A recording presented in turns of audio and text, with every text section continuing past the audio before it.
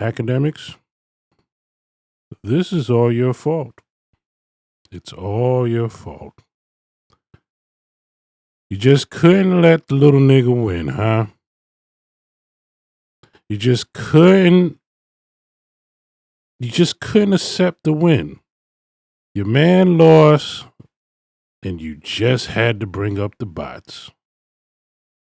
You just had to bring up the bots. Now, I'm not saying that you're lying, but I'm looking at your motive. Why you had to single out one person using bots? You didn't tell on everybody. It's because you couldn't let the man win. You just couldn't. And I get that you made a vow to Aubrey. I know you did. You made a vow to him that you're going to destroy Kendrick Lamar through media. So here's your agenda. Let's post that what people are listening to at their own free will, including myself and the rest of the world. Let's act like that had some fiction to it. This is all your fault because now this opens up Pandora's box now. You don't know what you just opened up because once you beef with the big boys take it personal. And that's when they start looking in your closet. Now, I'm not talking about Akademiks' closet. I'm talking about Aubrey's closet. Aubrey has things that he doesn't want to be exposed in his closet. I'm pretty sure. I think we all do. But once you start focusing in on the big boys, aka the powerful white men, you see what happened to Puff? And you just opened up Pandora's box because you couldn't avoid the fact that your man took an L. You couldn't just say, all right, let's keep it moving. Every single stream of yours, you have something to say about Kendrick. If we talking about NBA Youngboy, Kendrick. If we talking about Playboy Card, Kendrick. If we talking about the Puff Daddy case, Kendrick. Every single stream. Because you can't accept the loss and you made a vow to your God, Aubrey Graham. Aubrey Drake Graham, you made a vow and said, I am going to destroy him in the media. And you made your media alliance join you, a.k.a. Vlad, a.k.a. Adam, a.k.a. Poetic Flacco.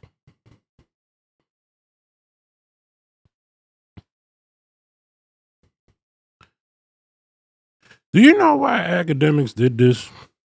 Because he's Jamaican. He's one of those Jamaicans that separates himself from the black experience in America. He thinks that we're separate. Akademiks identifies as Jamaican. Now, I'm not saying his experience in America was a great one. It could be a root to the reason why he dislikes Americans so much, especially street Americans, right? Street niggas in America. They ain't the most friendliest people. I get it. But you notice that Holy came from Canada. And he identifies because Canada, from my understanding, is multicultural. A lot of Jamaicans, a lot of Haitians, a lot of Caribbean people. So he more aligns himself with people like that versus straight up African Americans. He separates himself. Certain Jamaicans are like that. Not every. The rosters, they show love. A lot of Jamaican people who know black people's struggle, they show love. But for some reason, academics, he doesn't have that. He disrespects slavery often. He disrespects slavery often. That shows that like he doesn't identify with the experience. He doesn't see himself or his lineage in that experience. We got to remember that academics is Jamaican. That's why he's more, what's the word? Damn it, what is the fucking word? He's more connected, and that's the best I can find, to people outside of the African American experience. Not trying to slave us out, if you will. But the amount of jokes he do, he wouldn't do that to any other race. And it's because we look at him as black. But does he see himself as black?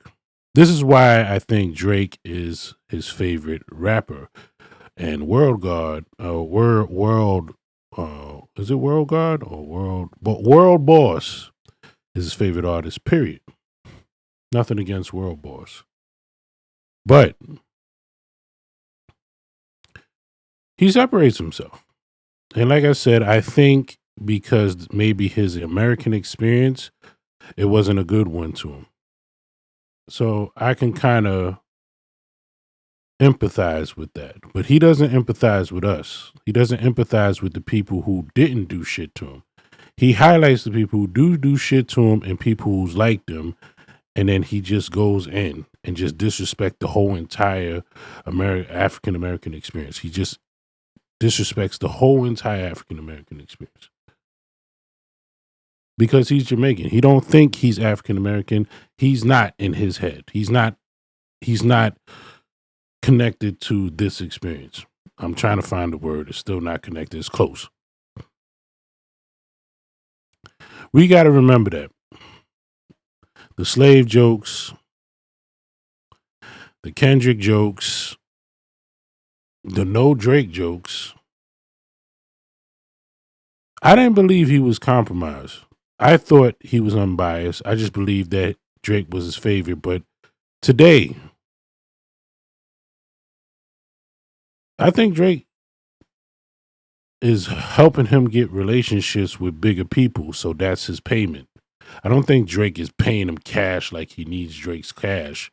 I just believe that he's opening up relationships for him. So he has this blind loyalty towards him. But he doesn't know that when you fuck with the big boys, the scandal follows.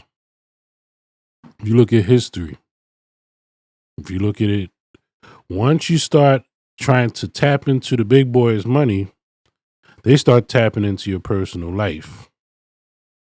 And Aubrey didn't think this fully out because Aubrey is so blinded by his anger and his arrogance that he's not thinking this fully through. This is the Heart Part 6 all over again. Missteps. Keep on talking about these decision making.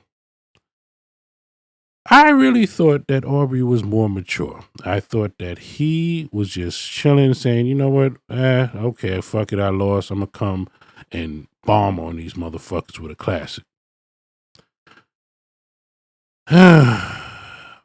Now I'm starting to believe that he is just as immature as he shows me. And that's sad. But academics, this is your fault. And now that you opened up Pandora's box about these bots, you're going to find out that your man may be a pedicure. You figure out pedicure.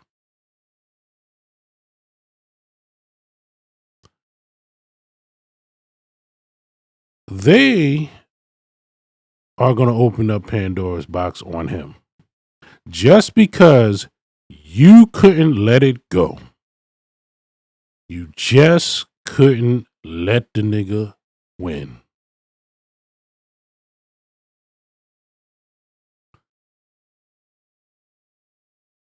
This is your fault, Ak. You asked for it.